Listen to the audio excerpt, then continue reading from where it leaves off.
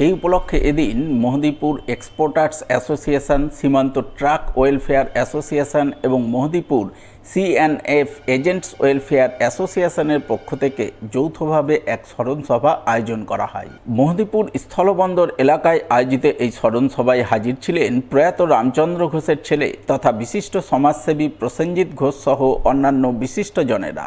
তারা সকলে মিলে প্রথমে প্রয়াত রামচন্দ্র ঘোষের পূর্ণাবয়ব মূর্তিতে শ্রদ্ধাঞ্জলি নিবেদন করেন।